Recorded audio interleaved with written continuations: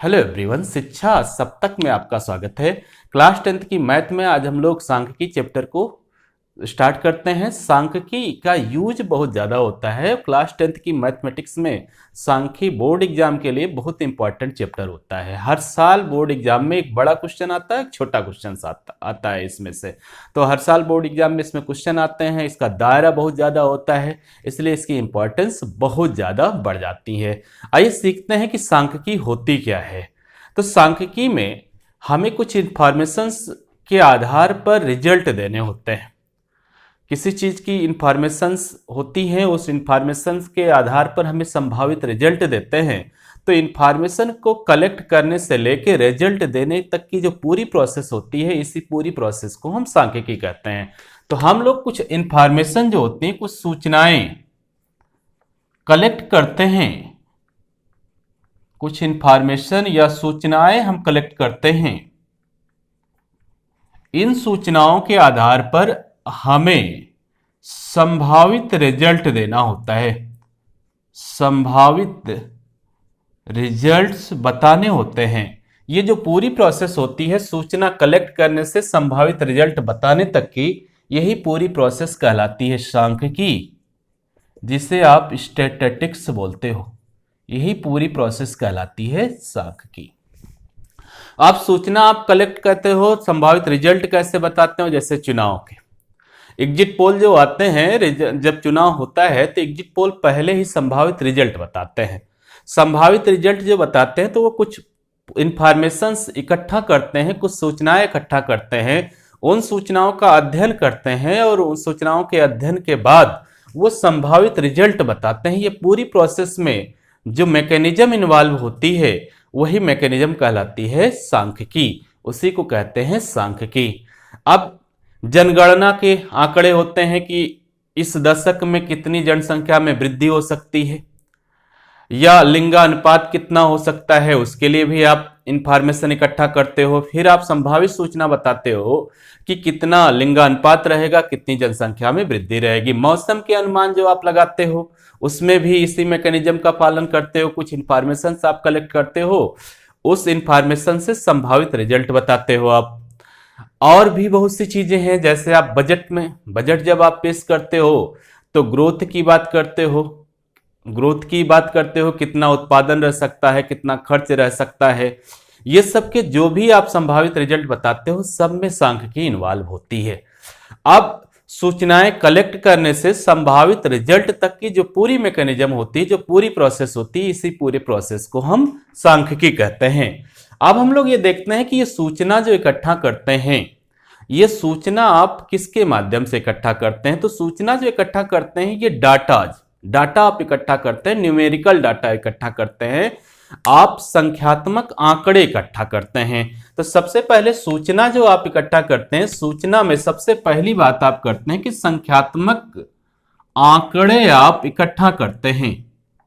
संख्यात्मक आंकड़े आप इकट्ठा करते हैं, न्यूमेरिकल डाटा आप लेते हैं। न्यूमेरिकल डाटा जो है ये आप कलेक्ट करते हैं। अब ये जो डाटा कलेक्शन है, जो न्यूमेरिकल डाटा आप लेते हैं, ये इंफॉर्मेशन के आधार पर लेते हैं कि आपको इंफॉर्मेशन क्या देनी है, आपको सूचना क्या देनी है, किस तरह की सूचना का रिजल्ट आपको बताना है, उस हिसाब से आप डाटा कलेक्ट करते हो। अब ये जो डाटा आपने कलेक्ट किया, ये जो संख्यात्मक आंकड़े आपने कलेक्ट किए, ये डाटा इंफॉर्मेटिव होते हैं, सूचना परक होते हैं। ये इंफॉर्मेटिव डाटा होते हैं, इंफॉर्मेटिव डाटा होते हैं, सूचना परक आंकड़े होते हैं, ये सूचना परक आंकड़े होते हैं। अब जिस तरह का सूचना आपको देनी होती है, उस तरह की सूचना के आधार पर आप आंकड़े लेते हैं। जैसे आपको जनसंख्या की सूचना देनी है तो डाटा आप जनसंख्या से संबंधित लेंगे। मौसम के आंकड़े देने हैं तो जो आप इंफॉर्मेशन लेंगे, मौसम का इंफॉर्मेशन देना है तो जो आंकड़े लेंगे वो मौसम से संबंधित लेंगे। चुनाव का लेना है तो चुनाव से संबंधित डाटा आप कलेक्ट करेंगे। अब ये जो इंफॉर्मेटिव डाटा हैं, जो सूचना परक डाटा है, इन डाटा को जब हम कलेक्ट कर लेते हैं तो इनका अध्ययन किया जाता है, इनकी एनालिसिस की जाती है। जो ये डाटा आपने किया, इन डाटा की आप एनालिसिस करते हो, एनालिसिस करते हो इनका, मतलब इनका अध्ययन करते हो आप, इन डाटा का आप अध्ययन करते हो। जब इन डाटा का आप अध्ययन करते हो, इनकी एनालिसिस करते हो, तो इन डाटा में से कुछ डाटा निकल के आते हैं जो इनको रिप्रेजेंट करते हैं। तो डाटा रिप्रेजेंटेटिव आते हैं आपके, न्यूमेरिकल डाटा रिप्रेजेंटेटिव आते हैं, डाटा रिप्रेजेंटेटिव आते हैं, डाटा रिप्रेजेंटेटिव आते हैं। मतलब जो ये आंकड़े होते हैं, आंकड़ों के रिप्रेजेंटेटिव आते हैं, ठीक है। अब जो आंकड़ों के रिप्रेजेंटेटिव होते हैं, डाटा रिप्रेजेंटेटिव होते हैं, ठीक है। तो डाटा रिप्रेजेंटेटिव जो आ गए, ठीक है, डाटा रिप्रेजेंटेटिव जो आ गए, इन्हीं डाटा रिप्रेजेंटेटिव को ही आप अपना संभावित रिजल्ट बताओगे। ये डाटा रिप्रेजेंटेटिव जो होते हैं, ये आपके संभावित रिजल्ट बताते हैं, यही आपके संभावित रिजल्ट को बताते हैं, यही आपके संभावित रिजल्ट होते हैं या संभावित रिजल्ट को बताते हैं। तो आंकड़ों के न्यूमेरिकल डाटा जो होते हैं, संख्यात्मक आंकड़ों के कलेक्शन से लेकर संभावित रिजल्ट या डाटा रिप्रेजेंटेटिव जो होते हैं, ठीक है। अब डाटा रिप्रेजेंटेटिव निकालने तक की जो पूरी प्रोसेस होती है, यही सांख्यिकी होती है। तो जो ये डाटा रिप्रेजेंटेटिव आपके हुए, ये डाटा रिप्रेजेंटेटिव आपके तीन होते हैं। एक को आपको माध्य बोलना है, एक को माध्यक बोलना है, और एक को आपको बहुलक बोलना है। नोट करो, फिर आगे चलते हैं।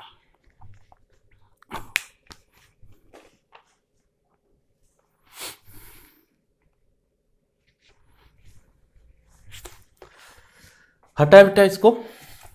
अब हम लोगों ने देखा कि हम लोगों ने कोई सूचना देनी थी, हमको किसी सूचना के अग्रिम रिजल्ट की बात हमको करनी थी।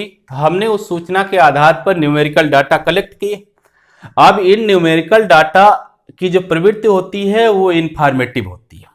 ये सूचना परक आंकड़े होते हैं। जिस तरह की हमको सूचना देनी होती है, उस तरह के आंकड़े हम लेते हैं। फिर इनकी एनालिसिस की जाती है, अध्ययन किया जाता है। फिर हमें क्या मिलता है? डाटा रिप्रेजेंटेटिव मिलते हैं, मतलब आंकड़ों के प्रतिनिधि डाटा मिलते हैं। ये आंकड़ों के प्रतिनिधि डाटा होते हैं, आंकड़ों के प्रतिनिधि डाटा होते हैं। ये आंकड़ों के प्रतिनिधि आंकड़े होते हैं, जिन्हें डाटा रिप्रेजेंटेटिव कहते हैं। यही डाटा रिप्रेजेंटेटिव आपके संभावित रिजल्ट को बताते हैं। ये पूरी प्रोसेस हो गई सांख्यिकी की। ये जो डाटा रिप्रेजेंटेटिव हुआ, ये डाटा रिप्रेजेंटेटिव्स जो होते हैं, इन्हीं को कहते हैं मेजर्स ऑफ सेंट्रल टेंडेंसी। इन्हीं को बोलते हैं measures of central tendency, measures of central tendency, केंद्रीय प्रवृत्ति के मापक, केंद्रीय प्रवृत्ति के मापक। इन्हीं को कहा जाता है केंद्रीय प्रवृत्ति के मापक या मेजर्स ऑफ सेंट्रल टेंडेंसी। ये तीन तरह के होते हैं, ये तीन तरह के होते हैं। अब ये आपके तीन तरह के हो गए। पहले को आपने कहा माध्य, इंग्लिश इसकी होती है मीन। दूसरे को आपने कहा माध्यक, इंग्लिश इसकी होती है मीडियन। और तीसरे को आपने कहा बहुलक, बहुलक जिसे आप बोलेंगे मोड।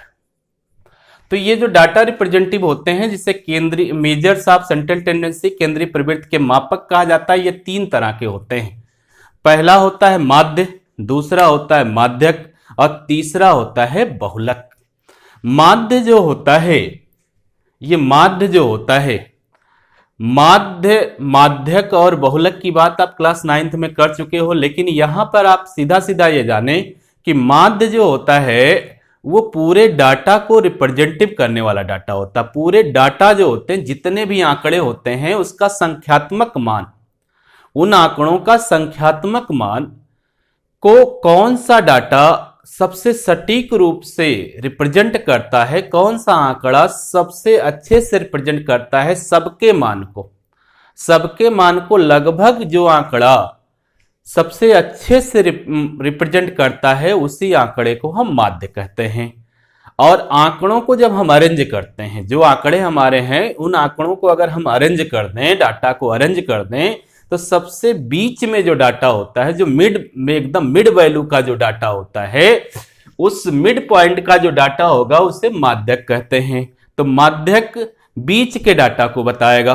अब माध्य जितने भी डाटा हैं उनके संख्यात्मक मान को जो आंकड़ा सबसे अच्छे से बताएगा, उस आंकड़े को हम माध्य बोलेंगे। बहुलक जिस आंकड़े का बहुलता बहुत बार होती है, जो बहुत ज्यादा बार रिपीट होता है, जैसे जो सबसे ज्यादा बार जो आंकड़ा आता है, उसी आंकड़े को हम कहते हैं कि वो मोड है, बहुलक है। इस तरह से हम लोगों ने देखा सांख्यिकी में हम करते क्या हैं, और सांख्यिकी में जो हमारे डाटा रिप्रेजेंटेटिव होते हैं, जो आंकड़ों के प्रतिनिधि डाटा होते हैं, जिन्हें हम केंद्रीय प्रवृत्ति के मापक कहते हैं, जिन्हीं को निकालकर हम संभावित रिजल्ट बताते हैं, वो 3 तरह के होते हैं, माध्य, माध्यक और बहुलक। अब हम लोग ये देखेंगे कि जो हम डाटा कलेक्शन करते हैं, वो डाटा जो हमारे आते हैं, उन डाटा को हम रिप्रेजेंट कैसे करते हैं, कैसे हम डाटा को रिप्रेजेंट करते हैं, कैसे हम डाटा को व्यवस्थित करते हैं। तो प्रेजेंटेशन ऑफ डाटा, ठीक है। अब आंकड़ों के प्रस्तुतिकरण की बात कर लेते हैं, मिटा दे रहे हैं भाई इसको। अब हम लोग देखते हैं कि डाटा तो हम लोगों ने इकट्ठा कर लिया, और डाटा कैसा इकट्ठा कर लिया, इंफॉर्मेटिव डाटा इकट्ठा कर लिया, जो हमारी सूचना के लिए उपयुक्त डाटा है, उस डाटा को हमने, उस आंकड़े को हमने इकट्ठा किया, जिस आंकड़े से हम अपनी सूचना के संभावित रिजल्ट को बता सकते हैं। अब आंकड़े हमारे पास आ गए, डाटा हमारे पास आ गए, डाटा आ गए हमारे पास, आंकड़े आ गए। अब इन आंकड़ों को आप प्रेजेंट कैसे करोगे, प्रस्तुत कैसे करोगे। तो आंकड़ों का प्रस्तुतिकरण हम देखते हैं कि आंकड़ों को हम प्रस्तुत कैसे करते हैं। आंकड़ों का प्रस्तुतिकरण, रिप्रेजेंटेशन ऑफ डाटा, रिप्रेजेंटेशन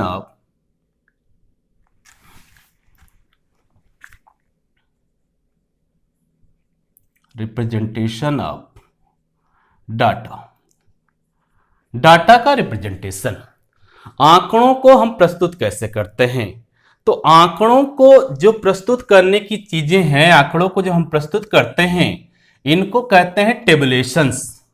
आंकड़ों के प्रस्तुतिकरण को हम कहते हैं सारणीकरण, या इसे कहते हैं टेबुलेशन। आंकड़ों के प्रस्तुतिकरण को हम सारणीकरण बोलते हैं या टेबुलेशंस बोलते हैं। अब देखो भाई, अगर मान लीजिए आपको चुनाव के रिजल्ट बताने हैं, चुनाव के संभावित रिजल्ट बताने हैं, तो आपने 5000 डाटा कलेक्ट किए। अब 5000 डाटा को अगर रैंडम आप लिखोगे तो बड़ा समय लगेगा आपको, आप डाटा के खेल में उलझ जाओगे। फिर आप उनको सारणी से अगर आप करोगे, सारणीबद्ध कर दोगे, टेबल में बना दोगे, तो वो डाटा आपके आसान हो जाएंगे, उन डाटा का प्रेजेंटेशन आसान हो जाएगा। तो जो डाटा का प्रस्तुतिकरण होता है, आंकड़ों का प्रस्तुतिकरण होता है, इसको हम सारणी के क्रम में प्रस्तुत करते हैं, सारणी के क्रम में प्रस्तुत करते हैं, सारणीबद्ध प्रस्तुत करते हैं। और सारणीकरण जो हम आंकड़ों का करते हैं, इसी को कहते हैं टेबुलेशन, ठीक है। अब जो सारणी हम बताते हैं, टेबुलेशन में हम आंकड़ों की सारणी बनाते हैं, टेबल बनाते हैं हम आंकड़ों की सारणी बनाते हैं, टेबल बनाते हैं। और ये टेबल या सारणी जो बना रहे हैं किसकी बनाएंगे? डाटा की। डाटा की सारणी बनाएंगे तो ये सारणी दो तरह की बनेगी। एक तो ग्रुप्ड टेबल बनाओगे आप, वर्गीकृत आंकड़े बनाओगे। एक नॉन ग्रुप्ड डाटा बनाओगे, नॉन ग्रुप्ड टेबल बनाओगे, नॉन ग्रुप्ड, और एक ग्रुप्ड। एक अवर्गीकृत, अवर्गीकृत, और एक को कहोगे वर्गीकृत।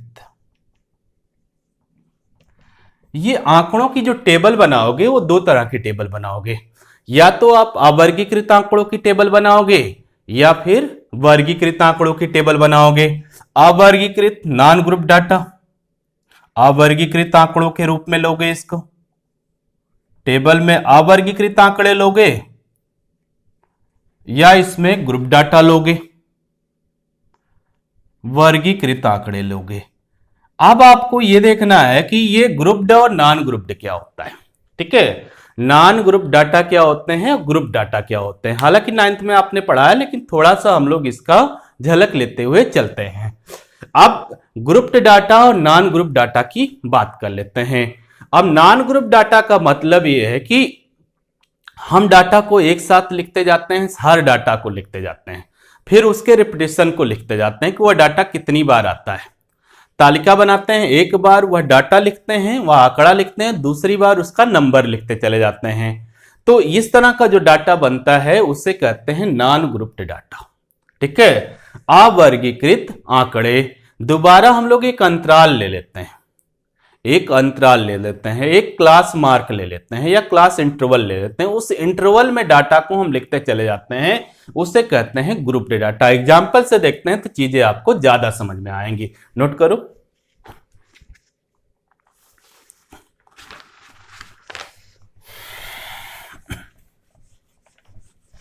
अब हम लोग देखते हैं कि कोई डाटा है, डाटा को हम नॉन ग्रुप्ड अवर्गीकृत आंकड़ों में कैसे विभाजित करते हैं और वर्गीकृत आंकड़ों में कैसे विभाजित करते हैं। कोई टेबल है, उस टेबल से नॉन ग्रुप्ड आंकड़े, ठीक है, जो अवर्गीकृत आंकड़े हैं उस टेबल में वो कैसे रखते हैं और वर्गीकृत आंकड़े उस टेबल में हम कैसे रखेंगे। ठीक है, अब देखते हैं कि आपका मान लीजिए कि आप किसी कक्षा में छात्रों के प्राप्तांक का एक अवर्गीकृत आंकड़े का डाटा बनाते हो। टेबल आपने बनाई है अवर्गीकृत आंकड़ों की, अवर्गीकृत आंकड़ों की एक टेबल बनाई हुई है। किसी कक्षा में छात्रों के प्राप्तांक की टेबल है। अब छात्रों के प्राप्तांक की टेबल है तो आप लिखेंगे प्राप्तांक और छात्रों की संख्या, प्राप्तांक और छात्रों की संख्या, यह है आपका।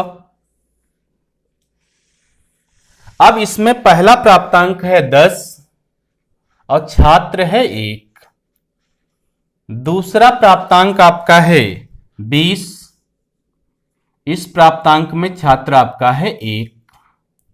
तीसरा प्राप्तांक है 36 और 36 प्राप्तांक वाले जो छात्र हैं उनकी संख्या है 3। और चौथा प्राप्तांक है आपका 40 और 40 नंबर पाने वाले छात्रों की जो संख्या है वह है 3। पांचवा प्राप्तांक है आपका 50 और 50 नंबर पाने वाले छात्रों की जो संख्या है वो है 3।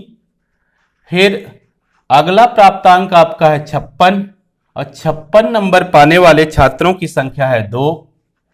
फिर है आपका 60 प्राप्तांक और 60 नंबर पाने वाले छात्रों की संख्या है 4।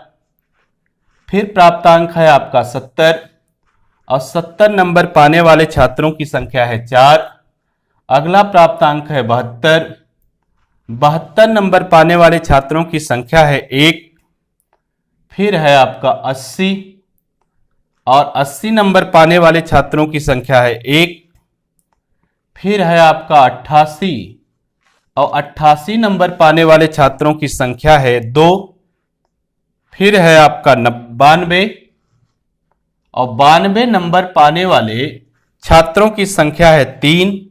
फिर अगला प्राप्तांक आपका 95 है और 95 नंबर पाने वाले छात्रों की संख्या है 1। तो ये एक अवर्गीकृत आंकड़ों की टेबल है, अवर्गीकृत आंकड़ों की टेबल है। यहां पर देखें जो आंकड़े हैं प्राप्तांक के, इनका कोई क्लास इंटरवल नहीं है, कोई इनका क्लास मार्ग नहीं है, कोई इनका वर्ग अंतराल नहीं है।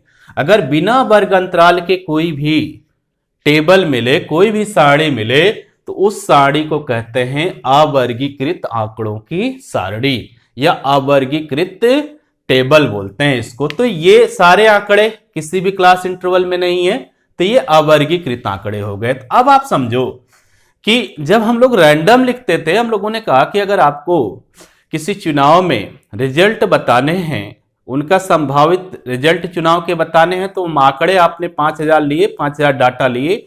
अब 5000 डाटा को अगर आप रैंडम कलेक्ट करोगे तो बड़ी मुश्किल हो जाएगी। अब देखें कि अगर आपने तालिका भी बना ली, तो 5000 डाटा की अगर तालिका आप बनाओगे तो हजारों डाटा की तालिका बनाओगे तो सैकड़ों की तो तालिका हो जाएगी अवर्गीकृत। तो ये भी बड़ा लेंदी प्रोसेस हो जाएगा, इनको भी जो है रिप्रेजेंट करना बड़ा मुश्किल का काम हो जाएगा। फिर इसको और सरल करने के लिए वर्गीकृत टेबल आई। ठीक है, जो आंकड़ों की टेबल आई अगली, जो हमारे क्लास में है, जो हमारे कोर्स में है, वो वर्गीकृत टेबल क्या ही पढ़ना है हमको। तो अब जो टेबल बनेगी वो टेबल बनेगी वर्गीकृत आंकड़ों की, वर्गीकृत आंकड़ों की।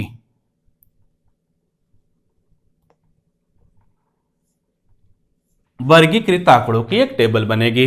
अब वर्गीकृत आंकड़ों में हमको एक क्लास मार्क लेना पड़ता है, क्लास इंटरवल लेना पड़ता है। ठीक है, हमको एक क्लास इंटरवल या क्लास मार्क लेना पड़ता है, एक लेंथ लेनी पड़ती है, क्लास मार्क लेना पड़ता है या क्लास इंटरवल इसको बोलते हैं।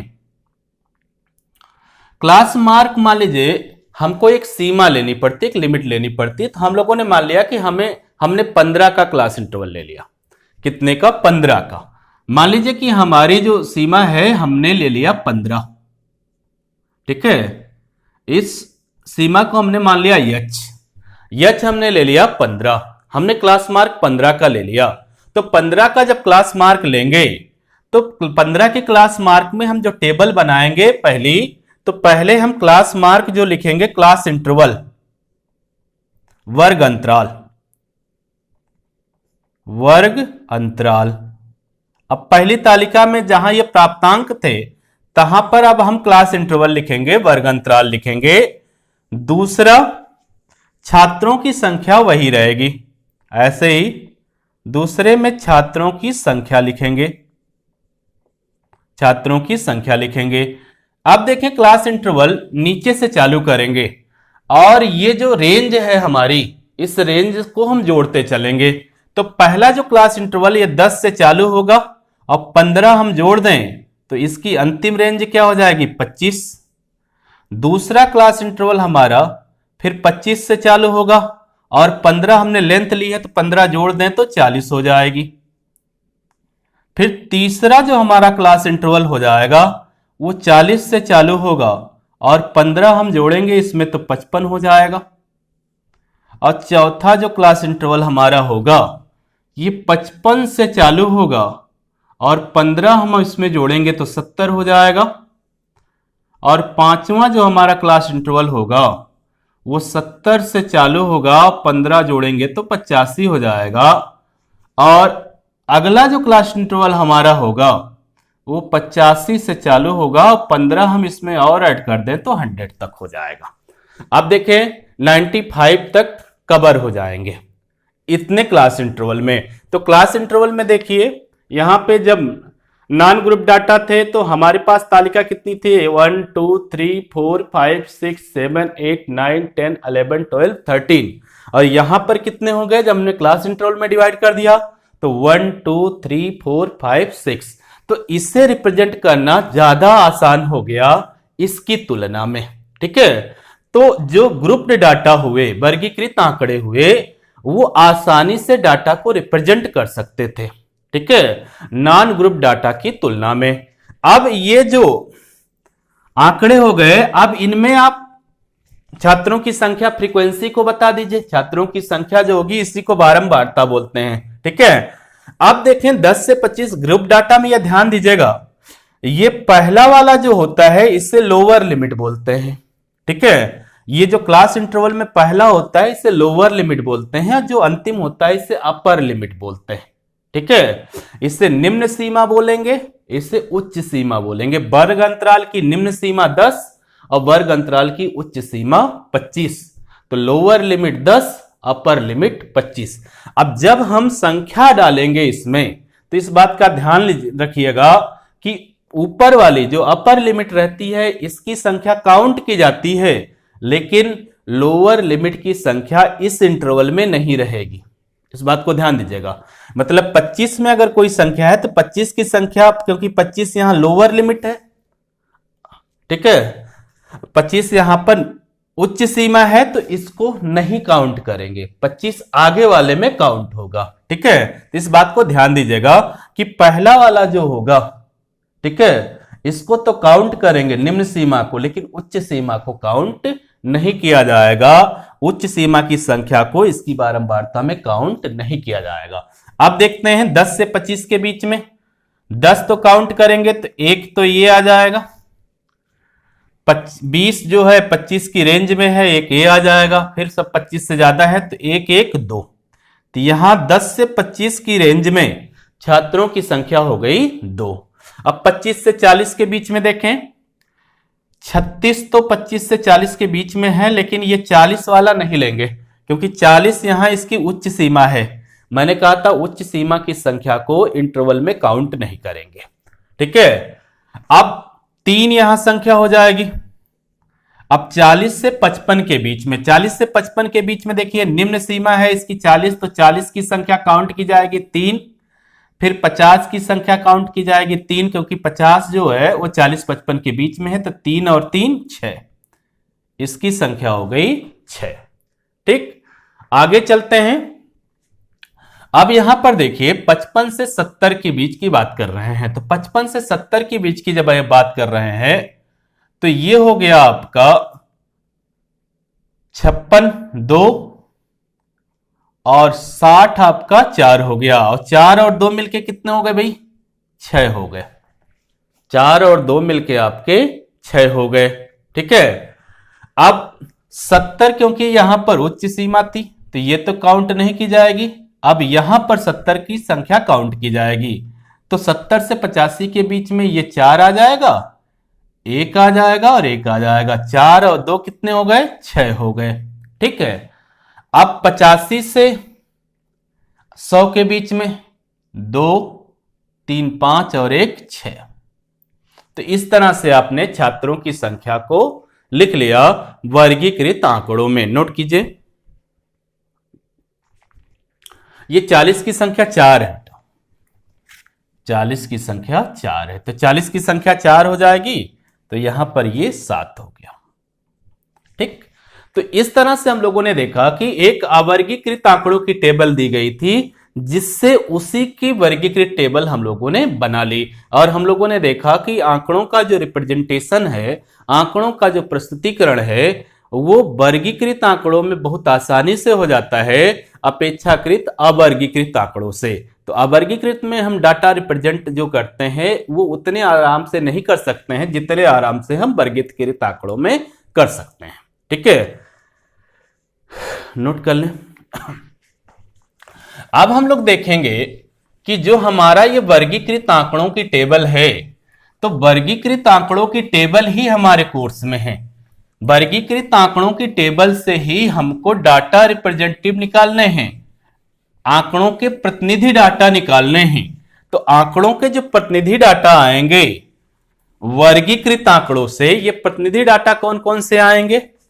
अब ये आएंगे आपके माध्य, यहां से हमको प्रतिनिधि डाटा निकालने हैं। प्रतिनिधि डाटा निकालने हैं। प्रतिनिधि डाटा ही संभावित रिजल्ट होते हैं। प्रतिनिधि डाटा मतलब डाटा रिप्रेजेंटेटिव, प्रतिनिधि आंकड़े, प्रतिनिधि आंकड़े इंग्लिश में कहते हैं इनको डाटा रिप्रेजेंटेटिव, डाटा रिप्रेजेंटेटिव। ठीक है, अब ये तीन तरह के होंगे। एक तो होगा माध्य, जिसे आप मीन बोलते हो। दूसरा होगा माध्यक, जिसे आप मीडियन बोलते हो। और तीसरा होगा मोड, जिसे आप बहुलक बोलते हो। अब ये तीनों निकालने हैं हमको इस ग्रुप्ड डाटा का। ये जो टेबल है ग्रुप डाटा की, इससे ये तीनों निकालने हैं। माध्य निकालना है, माध्यक निकालना है और बहुलक निकालना है, मोड निकालना है। अब एक एक की चर्चा हम करते हैं। ठीक है, मिटा देते हैं भाई।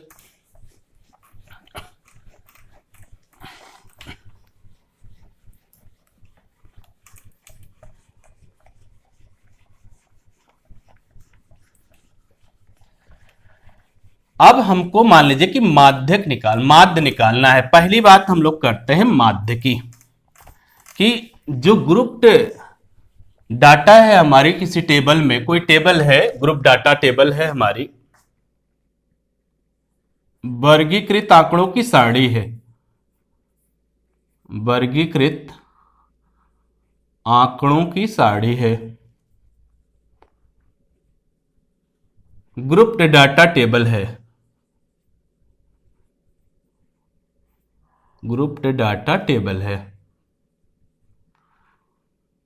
अब इस ग्रुप डाटा टेबल का हमको माध्य निकालना है, मीन निकालना है, माध्य निकालना है, मीन निकालना है, हमको मीन हमको निकालना है। तो ये माध्य निकालेंगे हम जब ग्रुप डाटा टेबल की, तो इसके लिए तीन मेथड होते हैं, तीन मेथड यूज करते हैं। पहला जो मेथड होता है डायरेक्ट मेथड, इसको बोलते हैं डायरेक्ट मेथड बोलते हैं, मेथड बोलते हैं, प्रत्यक्ष विधि बोलते हैं, प्रत्यक्ष विधि बोलते हैं। दूसरी जो विधि होती है, इससे हम लोग विचलन विधि बोलते हैं। ठीक है, एज्यूम्ड मीन विधि बोलते हैं, एज्यूम्ड मीन मेथड बोलते हैं। ठीक है, एज्यूम्ड मीन मेथड का मतलब विचलन विधि है ना, कल्पित माध्य विधि, सॉरी कल्पित माध्य विधि। एज्यूम्ड मीन का मतलब कल्पित माध्य। दूसरा हमारा जो होता है, इससे बोलते हैं एज्यूम्ड मीन मेथड या कल्पित माध्य विधि। तीसरा हमारा जो होता है वो होता है step deviation method, step deviation method, deviation method. इससे हम बोलते हैं पद विचलन विधि, पद विचलन विधि।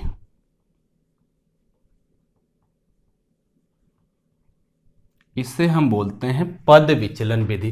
तो माध्य निकालने के तीन तरीके, पहला डायरेक्ट मेथड, प्रत्यक्ष विधि। और किसके निकालने हैं हमको? हाई स्कूल में 10 के कोर्स में हमको वर्गीकृत आंकड़ों की सारणी का माध्य निकालना है। और ये तीन तरह से निकाला जा सकता है, प्रत्यक्ष विधि से, डायरेक्ट मेथड से, एज्यूम्ड मीन मेथड से, कल्पित माध्य विधि से, या स्टेप डेविएशन मेथड से, पद विचलन विधि से। तीन तरह से हम इसको निकाल सकते हैं। अब हम एग्जाम्पल लेते हैं, जो वर्गीकृत हमने आंकड़ा बनाया था, टेबल बनाई थी, उसी का हम इन तीनों विधियों से माध्य निकालते हैं। अब तीनों बीच से माध्य निकालते हैं तो तीनों बीच से सेम माध्य आएगा, देखते हैं हम। अब पहला मेथड हम लोग यूज करते हैं अपने वर्गीकृत आंकड़ों की सारणी के लिए। अब पहला मेथड यूज करते हैं प्रत्यक्ष विधि को। हमने टेबल बनाया था एक, याद करो, प्रत्यक्ष विधि, और टेबल हमारी थी, टेबल में हमको था क्लास इंटरवल मालूम था, वर्ग अंतराल हमने बनाया था, क्लास इंटरवल। पहला वर्ग अंतराल था 10 से 25 तक, दूसरा था 25 से 40 तक, तीसरा था 40 से 55 तक, फिर 55 से 70 तक, फिर 70 से 85 तक, फिर 85 से 100 तक। याद आ रहा होगा। अब यहां पर हमारा ये क्लास इंटरवल था। दूसरा था छात्रों की संख्या, छात्रों की संख्या जिसे हम बारंबारता कहते हैं, एफ आई लिखते हैं, एफ आई लिखते हैं। आई रिप्रेजेंट करता है नंबर को, जैसे पहला तो ये पहले इंटरवल का, 2 लिखेंगे तो दूसरे इंटरवल का, 3 लिखेंगे तो तीसरे इंटरवल का, 4 लिखेंगे तो चौथे इंटरवल का। तो इस तरह से ये रिप्रेजेंट करेगा हमारा। हम लोगों ने देखा था 10 से 25 के बीच में छात्रों की संख्या आई थी 2, ठीक है। अब 25 से 40 के बीच में 3 आई थी, 40 से 55 के बीच में 7 आई थी, अब 55 से 70 के बीच में 6, 70 से 85 के बीच में 6, अब 85 से 100 के बीच में 6। अब यहां पर हम लोग ये जो छात्रों की संख्या है जिसे हम बारंबारता कहते हैं, फ्रीक्वेंसी कहते हैं, इसका योग, ये जो शब्द होता है ये समेशन है ना, ठीक है। इसे मतलब कहते हैं योग, सम बोलते हैं, सम ऑफ ऑल डाटाज। जो भी अगर लगा देंगे तो उस तरह के सारे डाटाओं का ये योग बताएगा, जैसे sigma F I, summation F i. तो मतलब जो फ्रीक्वेंसी के जितने भी डाटा हैं सबका योग बताएगा, ये सबका जोड़ बताएगा। तो अगर समेशन लग गया तो फ्रीक्वेंसी वाले सारे डाटा का जोड़ बताएगा। ये तो 6 6 12 6 18 7 25 5 30। तो सिग्मा एफ आई जो हो गया, समेशन एफ आई, ये हो गया आपका 30, ठीक है। तो टोटल नंबर ऑफ स्टूडेंट कितने थे? 30 थे। इसका मतलब है कि 30 बच्चों का आपने ये आंकड़ा बताया है, ठीक है। ये आंकड़ा जो आपने वर्गीकृत टेबल बताई है, ये 30 बच्चों के प्राप्तांकों की टेबल आपने बनाई है। अब हम लोग को डायरेक्ट मेथड जब लिखना है, डायरेक्ट मेथड प्रत्यक्ष विधि से, तो हम लोग क्लास इंटरवल की टेबल में मध्यमान की बात करते हैं। हमेशा क्लास इंटरवल की टेबल में मध्यमान की बात करते हैं, मिड वैल्यू की बात करते हैं। इसे लिखते हैं एक्स आई, इसे क्या लिखते हैं? एक्स आई। अब जिस भी इंटरवल का हमें मध्यमान निकालना होता है, जैसे पहले इंटरवल का निकालना है तो x1 है ना, दूसरे का तो x2। अगर पहले का निकालना है तो इसकी लोअर लिमिट और अपर लिमिट को जोड़ो, 2 से भाग दे दो। तो लोअर लिमिट है इसकी 10 और अपर लिमिट है इसकी 25, दोनों को जोड़ के 2 से भाग दे दो भाई। तो 25 10 35 और 2 से आप भाग दोगे तो 17.5। तो पहला क्लास इंटरवल की जो मिड वैल्यू आई वो आया 17.5। इसी तरह से दूसरे का निकाल सकते हो। लोअर लिमिट है 25, अपर लिमिट है 40, 40 25 जोड़ो और 2 से भाग दो, तो 65/2 मतलब 32.5। तो जिस इंटरवल की आपको मिड वैल्यू निकालनी हो, उस इंटरवल के लोअर लिमिट और अपर लिमिट को जोड़ो और उसको 2 से भाग दे दो। उसकी निम्न सीमा और उच्च सीमा को जोड़ो और 2 से भाग दे दो। तो 10 और 25 जोड़ा आपने तो 35 को 2 से भाग दिया तो 17.5। यहां पर आपका 65 हुआ, 65 को आपने 2 से भाग दिया तो आपका 32.5 हो गया। यहां देखें 95 हो जाएगा, है ना। और 95 को आप 2 से भाग देंगे तो 47.5 हो जाएगा। ये आपका हो जाएगा 125। 125 को आप 2 से भाग दोगे तो 62.5। ये आपका हो जाएगा 155, यही ना होगा। 155 को आप अगर 2 से भाग दोगे तो ये हो जाएगा 77.5 और ये हो जाएगा 185। 185 को अगर आप भाग दोगे 2 से तो ये हो जाएगा 92.5। तो मिड वैल्यू आपको निकालना अगर आ गई, फिर आपको आगे डायरेक्ट मेथड में कुछ नहीं करना है। अब मिड वैल्यू को फ्रीक्वेंसी से आपको गुणा कर देना है। आपको एफ आई और एक्स आई इनको गुणा कर देना है। ठीक है, मिड वैल्यू को फ्रीक्वेंसी से गुणा कर देना है। अब मिड वैल्यू को फ्रीक्वेंसी से गुणा कर दो तो इन दोनों का गुणा हो जाएगा 35, 2 का 17.5 में जिसकी फ्रीक्वेंसी है उसी की मिड वैल्यू से उसको गुणा कर दो। अब 3 से यहां गुणा करो 5.60 नहीं 97.5 हो जाएगा भाई। अब 7 से इसको गुणा कर दो 5, 7 का 7 से गुणा करेंगे 49 होगा और 3 और जोड़ेंगे तो 52 हो जाएगा। और 7 को 4 से गुणा करेंगे तो 28 होगा, 28 में 5 जोड़ेंगे तो 33 हो जाएगा। अब यहां गुणा करें तो ये हो जाएगा आपका 0, यहां आपका 0 हो गया। और 6 को 2 से गुणा करेंगे तो 12 हो जाएगा और 12 में 3 जोड़ेंगे तो 15 हो जाएगा। और 6 को 6 से गुणा करेंगे तो 36 हो जाएगा और 36 में 1 जोड़ेंगे तो 37 हो जाएगा। अब 6 का इधर गुणा करो तो 0 हो गया भाई। और 6 का 7 से गुणा किया तो 42 हो गया। फिर 6 का 7 से गुणा किया तो 42, 42 में 4 जोड़ा तो 46 हो गया। अब 6 का 5 में गुणा किया था आपने 30 हो गया। ठीक है, और 6 को 2 से गुणा किया आपने तो 12 हो गया।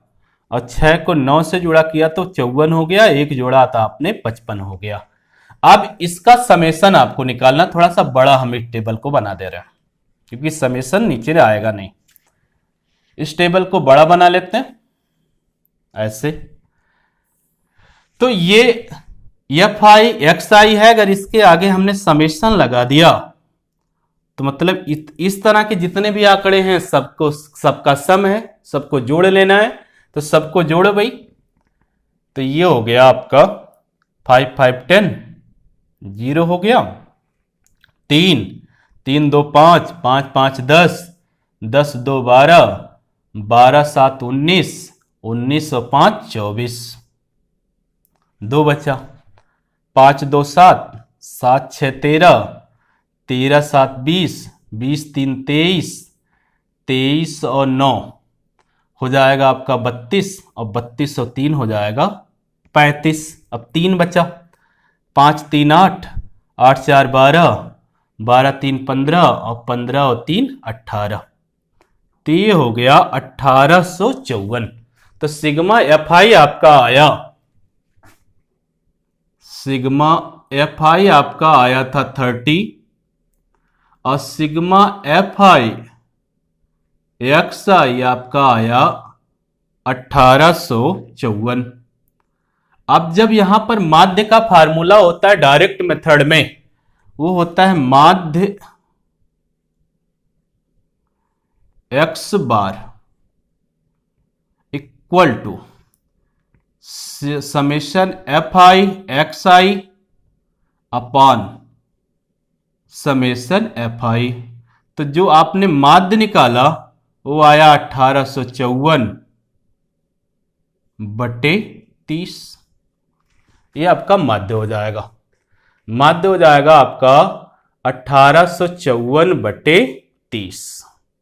ठीक है, जोड़ा सही है भाई।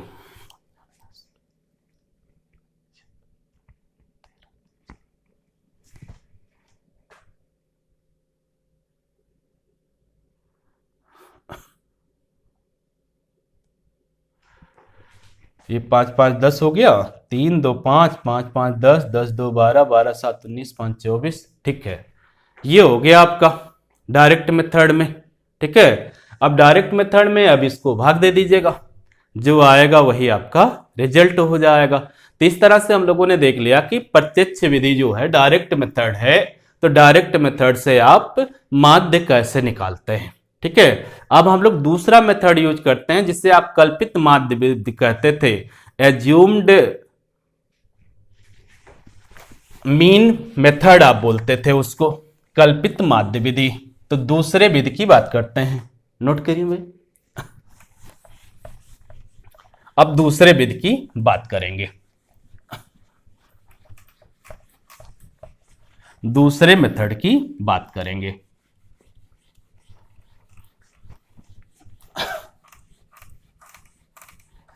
अब इसी तालिका को, ये जो हमारी टेबल है ग्रुप डाटा की, इसी ग्रुप डाटा टेबल का माध्य हम अब दूसरी विधि से निकालेंगे, जिस विधि को आपने कहा कल्पित माध्य विधि। सेकेंड मेथड की बात करते हैं, कल्पित माध्य विधि, कल्पित माध्य विधि, कल्पित माध्य विधि, एज्यूम्ड,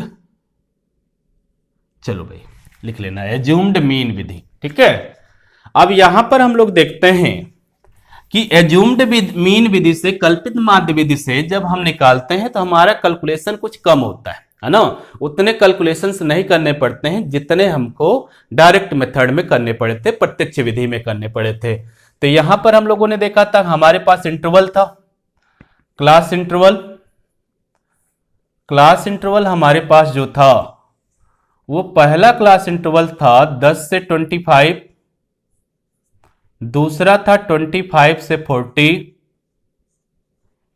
तीसरा था 40 से 55,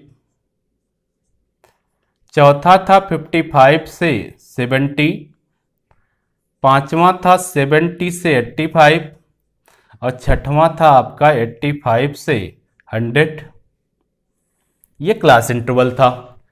फिर हम लोगों ने देखा था कि छात्रों की संख्या, जिसे आपने फ्रीक्वेंसी बोला था, बारंबारता बोला था, FI, ये पहले की जो बारंबारता छात्रों की संख्या थी वो थी 2, फिर 3, फिर 7, फिर 6, फिर 6, फिर 6, और जो इसका समेशन FI आया था वो आया था 13। इसके बाद हम लोगों ने कहा था जब भी क्लास इंटरवल आएगा तो आपको मिड वैल्यू निकालनी पड़ेगी, और मिड वैल्यू को आपने XI नाम दिया था, मध्यमान। मिड वैल्यू आप तुरंत निकालेंगे, XI। पहले की मिड वैल्यू आई थी 17.5, दूसरे की आई थी 32.5, तीसरे की आई थी 47.5, चौथे की आई थी आपकी 62.5, पांचवें की आई थी 77.5 और छठे की आई थी 92.5। मिड वैल्यू आई थी, मिड वैल्यू निकालना हम लोगों ने देखा था। अब जो है जब हम कल्पित माध्य लेते हैं, एज्यूम्ड मीन लेते हैं, तो जो हमारी मिड वैल्यू होती हैं, इन मिड वैल्यू में से एक कोई लगभग मध्य की जो वैल्यू होती है, लगभग बीच की जो वैल्यू होती है, उस बीच की वैल्यू को हम कल्पित माध्य मानते हैं, जिससे एज्यूम्ड मीन बोलते हैं A। तो हमारे बीच की वैल्यू देखिए, नीचे से अगर हम लेंगे तो या तो ये और ये, ऊपर से तीसरी ये, नीचे से तीसरी ये, तो इन दोनों में से कोई भी एक हम एज्यूम्ड मीन ले सकते हैं। तो मान लीजिए कि आपने 47.5 को एज्यूम्ड मीन माना A, इसे आपने अपना एज्यूम्ड मीन मान लिया। अब जब एज्यूम्ड मीन आपने A को मान लिया, कल्पित माध्य आपने मान लिया A को, तो कल्पित माध्य जब आपने मान लिया A को, तो कल्पित माध्य के बाद अब आपको निकालना पड़ेगा विचलन। अब देखो भाई, ये 3 तालिका तो आपने देखा था, अब आगे देखिए विचलन। विचलन को कहते हो आप DI, और इसका फार्मूला होता है एक्स आई माइनस ए। मतलब जो मिड वैल्यू होती है, मिड वैल्यू में से आप कल्पित माध्य को घटाते जाओगे तो विचलन मिलता जाएगा प्रत्येक इंटरवल का। तो हर इंटरवल के मिड वैल्यू से ये जो एज्यूम्ड मीन है इसको आप घटाते जाइए तो आपको विचलन मिलता जाएगा। तो पहला जो आपका है मिड वैल्यू वो 17.5 है। आपने एज्यूम्ड मीन में क्या मानी 47.5, तो 17.5 में से 47.5 आप घटाओगे तो -30 आपका हो जाएगा कल्पित माध्य।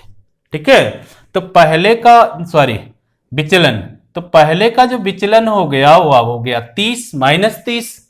अब दूसरे में आप क्या करोगे, मिड वैल्यू आपकी 32.5 है और एज्यूम्ड मीन आप घटाओगे इसमें से, तो 32.5 में से जब 47.5 आप घटाओगे तो -15 दूसरे का विचलन हो जाएगा। तीसरे में 47.5 से 47.5 ही घटाओगे तो 0 विचलन हो जाएगा। चौथे में अब क्या होगा, 62.5 से 47.5 घटाओगे तब अब आपका हो जाएगा +15 विचलन, ये प्लस में 15 हो गया। अब जब 77.5 में से घटाओगे तो +30 हो गया इसका विचलन, और इसमें से घटाओगे तो +45 आपका विचलन हो गया। ठीक है, अब एक तालिका आगे और बनेगी कल्पित माध्य विधि में, ये होगी FI/DI।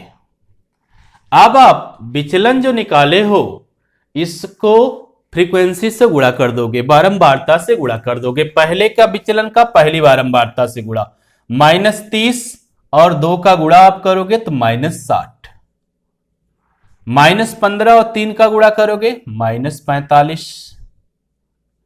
अब 0 और 7 का गुणा करोगे तो 0, 15 और 6 का गुणा करोगे तो 90 प्लस में है भाई, और +30 और 6 का गुणा करोगे तो +180, और 45 और 6 का गुणा करोगे तो 6 पंचे 30 और 6 चौके 24 और 3 27 प्लस में 270। अब हम जोड़ते हैं इन सब को, तो इन सब का जो सम होगा इसे समेशन में लिखेंगे FI/DI इक्वल टू, अब देखें पॉजिटिव वालों को जोड़ें तो 270 हो गया आपका 540, ये ना, इन दोनों को जोड़ेंगे 270 540 हो गया। ये 540 में से आपको घटाना है 105, 540 में से 105 आप घटा दीजिए तो आपके पास बचेगा 5, 3 और 4, 435, यही ना बचेगा। अब आपके पास बच गया ये 435, 435। अब जो फार्मूला कल्पित माध्य में होता है माध्य का, इस फार्मूले को याद रखिएगा। माध्य x बार इक्वल टू होगा a, जिसे आपने एज्यूम्ड मीन माना था कल्पित माध्य, plus sigma FI/DI upon summation FI। तो a आपने माना था 47.5 प्लस सिग्मा FI/DI का मान है आपका 435 अपॉन सिग्मा FI का मान है आपका 30। अब इसको डिवाइड कर दीजिए तो ये हो गया 47.5 प्लस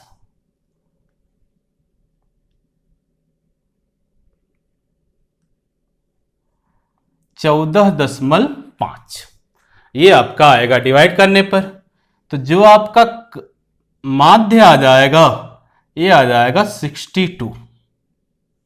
अब आप देखें ध्यान से, प्रत्यक्ष विधि और एज्यूम्ड मीन विधि में रिजल्ट में थोड़ा सा अंतर होगा। जो प्रत्यक्ष विधि या एज्यूम्ड मीन विधि है उसमें थोड़ा सा अंतर होगा, क्योंकि यहां इंटरवल आपने लिया है ना। इंटरवल जब आप लेंगे तब आपको थोड़ा सा अंतर हो जाएगा। तो यहां पर जो आपका आया वो आया 62।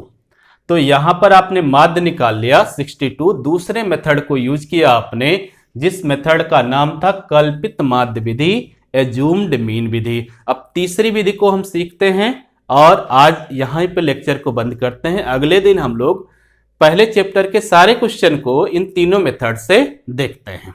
ठीक है, नोट करो जल्दी, बंद करते हैं।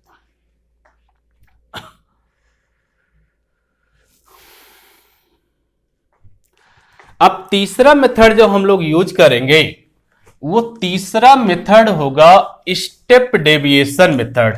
अब इस मेथड से भी कुछ परेशानियां होने लगी लोगों को। लोगों ने कहा कि कैलकुलेशन अभी भी ज्यादा है। तो कैलकुलेशन जब अभी भी ज्यादा है तो इस कैलकुलेशन को और शार्ट किया गया। मतलब मेथड जो आते गए वो कैलकुलेशन की विधि को और सरल करने के लिए आते गए। तो तीसरा मेथड जो था वो था स्टेप डेविएशन मेथड।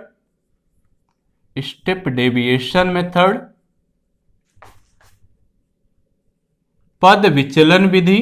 अब इसकी बात कर लेते हैं इसी आंकड़े में, पद विचलन विधि। यहां तक तो चीजें वैसे ही चलेंगी। क्लास इंटरवल, फ्रीक्वेंसी और मिड वैल्यू और विचलन तक बातें वैसी ही चलेंगी। अब हम लोग आगे चलेंगे तो हम लोग एक चीज निकालेंगे, step deviation. Step deviation, step deviation हम निकालेंगे। स्टेप डेविएशन बोलेंगे इसे। पद विचलन निकालेंगे। अब पद विचलन को कहेंगे यू। क्या कहेंगे भाई? यू। ये जो स्टेप डेविएशन पद विचलन है इसे यू बोलेंगे, यू आई। और यू आई की वैल्यू जो होगी तो हमारा जो पद विचलन आया था डी आई, इसी को हम एच से भाग दे देंगे। ठीक है, एच से भाग दे देंगे, क्लास रेंज से भाग दे देंगे। क्लास रेंज जो होगी, ठीक है, क्लास रेंज से भाग दे देंगे। क्लास रेंज को एच बोलेंगे। क्लास रेंज का मतलब ये 10 से 25 है ना, तो ये कितनी रेंज की है? 25 से 10 को घटा देंगे तो कितना हो जाएगा? 15। तो क्लास रेंज जो है, जो ये आपकी सीमा है वर्ग अंतराल की, वर्ग अंतराल की जो सीमा है वो सीमा को बोलेंगे क्लास रेंज। और ये जो अपर लिमिट है उसमें से लोअर लिमिट घटा के मिलेगी। 40 में से 25 घटा दो, 25 में से 10 या 55 में से 40, कहीं भी किसी को घटा देना तो आपको मिल जाएगी। तो ये क्लास रेंज आपकी हो जाएगी 15। अब क्लास रेंज से हम डिवाइड कर देंगे तो ये मिलेगा हमारा स्टेप डेविएशन, जिससे बोलेंगे पद विचलन। अब हमारा क्या है? विचलन है डी और क्लास रेंज हमारी क्या है? 15। तो पहले के लिए पहले को डिवाइड करेंगे, -30 को जब आप 15 से डिवाइड करोगे तो आपका मिलेगा -2। अब -15 को 15 से डिवाइड करोगे तो आपको मिलेगा -1। अब 0 को 15 से डिवाइड करोगे तो आपको मिलेगा 0। अब 15 को 15 से डिवाइड करोगे तो आपको मिलेगा 1 प्लस में। और 30 को 15 से डिवाइड करोगे तो +2। और +45 को 15 से डिवाइड करोगे तो +3। ठीक है, आगे हम लोग यही करेंगे। अब की बार एफ आई यू आई कर देंगे, इन दोनों का गुणा देख लेंगे तो एफ आई यू आई। अब की बार स्टेप डेविएशन और फ्रीक्वेंसी का गुणा करेंगे। -2 और -2 का गुणा -4, -1 और 3 का गुणा -3, 0 और 7 का गुणा 0, 1 और 6 का गुणा 6 प्लस में, +2 और 6 का गुणा +12, +3 और 6 का गुणा +18। ध्यान से ये देखिएगा, जो होगा उसी का गुणा कीजिएगा। यहां यू आई यहां का और फ्रीक्वेंसी का तालिका में ध्यान से देख के आप गुणा कीजिएगा, कहीं भी गलत नहीं होगा। सिंपल तरीके के मेथड होते हैं। अब इनका सम आप लिखेंगे, इनका summation sigma F I you i equal to, अब देखें 30 6 36 है, 36 में से 7 निकल जाएगा तो ये हो जाएगा भाई 29, है ना। और यहां पर जो आपका फार्मूला आता है स्टेप डेविएशन मेथड में माध्य का, तो x बार इक्वल टू होता है a plus sigma F I you I upon sigma या summation F I into class range h। इसको याद रखिएगा, रख देते हैं। आपने जो कल्पित माध्य माना था, एज्यूम्ड मीन माना था, वो माना था 47.5 plus sigma F I you I आपने निकाला 29 अपान ये आपका है 30 सिग्मा एफ आई देखें इंटू क्लास रेंज आपकी है 15। अब 15 से 30 को डिवाइड कर दीजिए तो x बार इक्वल टू माध्य जो आया वो 47.5 प्लस 29 अपान 2 और 2 से 29 को डिवाइड कीजिए तो x बार इक्वल टू हो गया 47.5 प्लस 14.5 और इसको जब आप जोड़ेंगे तो ये हो जाएगा 62। तो यहां पर देखें आपका माध्य आ गया 62। इस तरह से हम लोगों ने देखा आज सांख्यिकी का पहला लेक्चर और उम्मीद करते हैं कि आपको चीजें समझ में आई होंगी। आज के लिए इतना ही, धन्यवाद। आपका दिन शुभ हो।